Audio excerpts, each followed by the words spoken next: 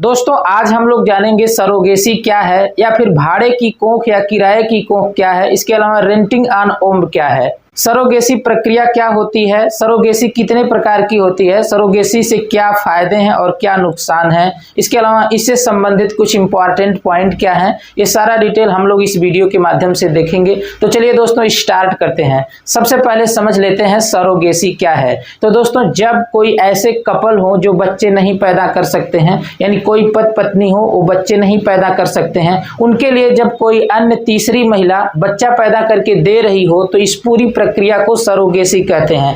बाकी जो महिला बच्चा पैदा करके दे रही है उस महिला की कोख को भाड़े की कोख बोलेंगे या फिर किराए की कोख कह सकते हैं या फिर रेंटिंग ऑन ओम्ब कह सकते हैं। रेंटिंग का मतलब रेंट पर ली गई कोई चीज हो, जैसे आप रूम या फिर अन्य कोई चीज भाड़े पर या रेंट पर लेते हैं, उसी तरह से जो कपल्स बच्चे नहीं पैदा कर सकते हैं वह किसी दूसरे महिला की कोख को, ओम्ब को या फिर गर्भाशय को भाड़े पर लेते हैं, रेंट पर लेते हैं, तो इसे रेंटिंग ऑन ओम्ब कहते हैं। एक लाइन से हो सकता है आप पूरी तरह से समझ न पाए हों, तो अभी प्रक्रिया के दौरान आप सारी चीजें समझ जाएंगे। तो चलिए स्टार्ट करते हैं, इसकी प्रक्रिया क्या होती है। तो दोस्तों मान लीजिए कि यह कोई कपल है, यानी कि मेल फीमेल है, वह किसी वजह से बच्चे नहीं पैदा कर सकते हैं। अब इसकी क्या वजह हो सकती है, तो देखिए पहली वजह है कैन नॉट प्रेग्नेंट।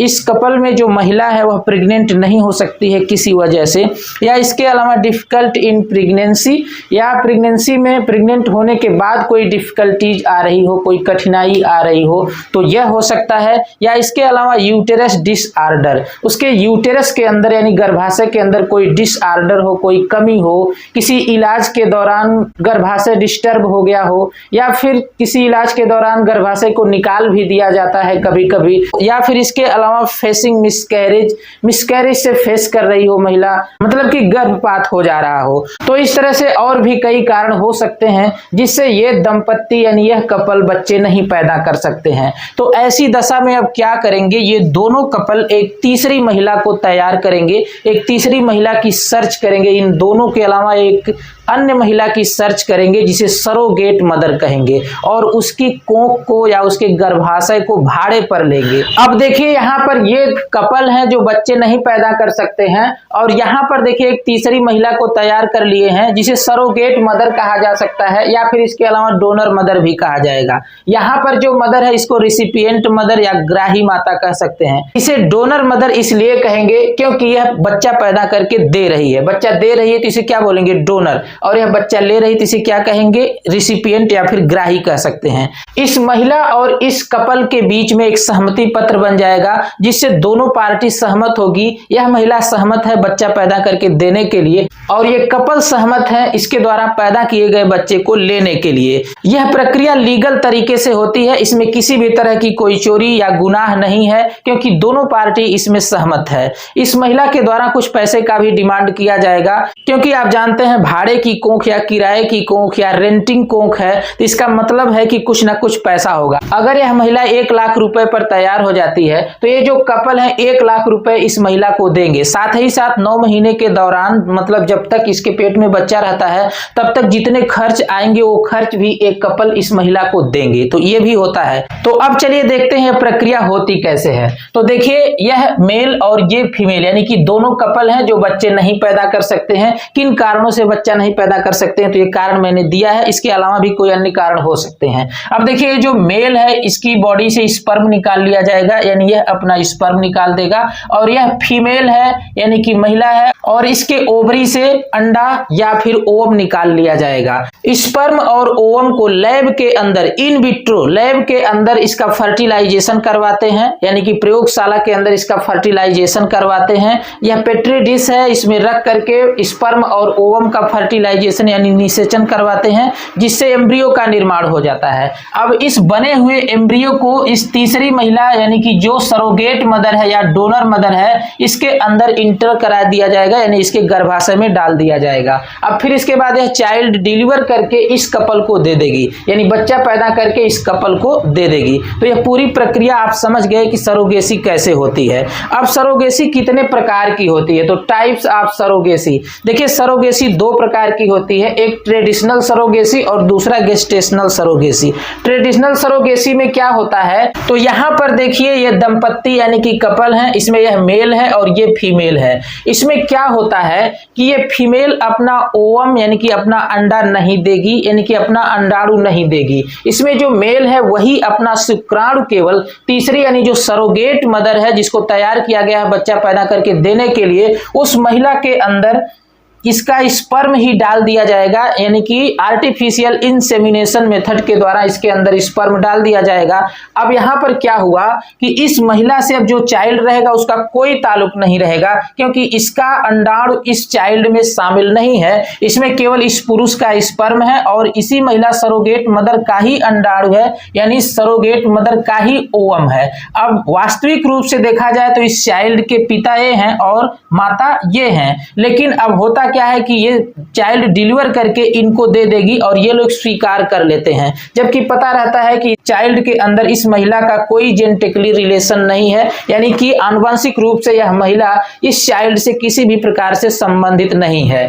जो सरोगेट मदर है वही जो है इस बच्चे की असली माँ है और ये पिता है, लेकिन ये जो सरोगेट मदर है ये चाइल्ड डिलीवर करके इस कपल को दे देगी और दोनों इसे स्वीकार कर लेंगे। तो इस तरह का अगर सरोगेसी होता है तो इसे ट्रेडिशनल सरोगेसी कहते हैं। और अब आगे क्या है, गेस्टेशनल सरोगेसी। इसमें क्या होता है कि ये दोनों कपल हैं जो बच्चे नहीं पैदा कर सकते हैं, और इसमें देखिए जो मेल है इसे स्पर्म निकाला जाएगा और फीमेल अपना ओवम दे देगी, यानी कि इसके अंडाशय से ओवम निकाल लिया जाएगा। इन विट्रो का मतलब लैब के अंदर इनका फर्टिलाइजेशन करवाया जाएगा स्पर्म और ओवम का, और एम्ब्रियो बनने के पश्चात सरोगेट मदर में इस एम्ब्रियो को इंटर करा दिया जाएगा। जैसा कि हमने जो शुरू में सरोगेसी समझाया है वह गेस्टेशनल सरोगेसी के हिसाब से समझाया है, और इसमें सरोगेट मदर चाइल्ड डिलीवर करके इनको दे देगी। इसमें आप देख पा रहे हैं कि जो असली माता पिता हैं वो यही कपल हैं इनके, जो किसी वजह से बच्चे नहीं पैदा कर सकते थे, लेकिन अपना स्पर्म और ओवम यही लोग दिए हैं। इस महिला से यानी जो सरोगेट मदर है उससे इस चाइल्ड का कोई ताल्लुक नहीं है, यानी कि जेनेटिकली कोई रिलेशन नहीं है, बस केवल ये चाइल्ड इसके गर्भाशय के अंदर यानी इसके पेट के अंदर पला है 9 महीने तक। बाकी इसके अलावा आनुवांशिक रूप से इस चाइल्ड के साथ इस महिला का कोई रिलेशन नहीं है, कोई संबंध नहीं है। वास्तविक माता पिता यही है जो अपना स्पर्म और ओवम इस महिला को दिए थे। तो दो तरह की होती है सरोगेसी, दोनों आप समझ गए। अब बात आती है सरोगेसी के फायदे क्या होते हैं। तो दोस्तों इसमें दोनों पार्टी को फायदा है। आप देख पा रहे हैं कि ये कपल हैं जो बच्चे नहीं पैदा कर सकते हैं, तो इनको भी फायदा है कि बच्चा इनको मिल गया, और जो तीसरी महिला है यानी कि जो सरोगेट मदर है इसको अगर पैसे की जरूरत है, पैसा चाहती है, तो इसे पैसा भी मिल जाता है। तो इस प्रकार से दोनों को फायदा है। इसके अलावा कभी कभी सरोगेट मदर परोपकार के लिए यानी कि इनके उपकार के लिए बिना पैसे में ही इनको बच्चा पैदा करके दे देती है।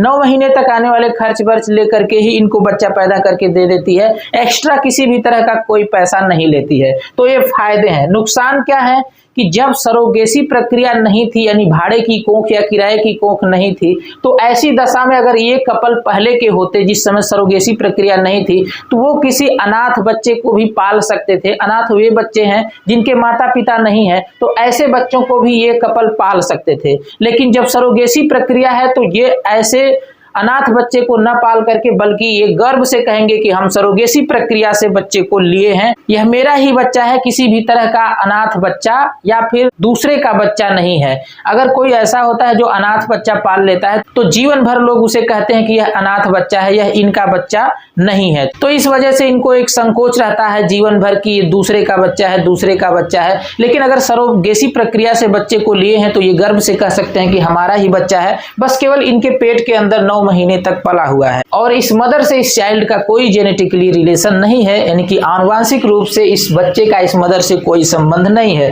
तो क्या फायदे हैं, क्या नुकसान है, ये भी आप समझ गए। अब बात आती है कुछ इंपॉर्टेंट पॉइंट। तो देखिए, यह कोई फ्री नहीं है कि कोई महिला बार बार चाहे तो सरोगेसी करवा सके और बच्चे पैदा करके दे सके, ऐसा नहीं है। यह कानूनन होता है। पहले तो था एक महिला 3 बार सरोगेसी प्रक्रिया करवा सकती है, यानी 3 बार बच्चे पैदा करके किसी कपल को दे सकती थी, लेकिन अब नए कानून में एक महिला पूरे जीवन में एक ही बार एक बच्चे पैदा करके किसी कपल को दे सकती है। इसके अलावा एक और चीजें जानना है कि जिस महिला का सरोगेसी होना है, यानी जो सरोगेट मदर का रोल करने जा रही है, उस महिला की एज 25 से लेकर के 35 साल के बीच होनी चाहिए। इससे ओवर एज है या फिर 25 साल से कम एज है तो यह महिला सरोगेट मदर का काम नहीं कर सकती है। तो दोस्तों, आशा करते हैं कि आप पूरी डिटेल समझ पाए होंगे कि सरोगेसी क्या है, कितने प्रकार की होती है, क्या फायदे हैं, क्या नुकसान है, सारा डिटेल आप समझ गए होंगे। मिलते हैं नेक्स्ट वीडियो में, तब तक के लिए जय हिंद।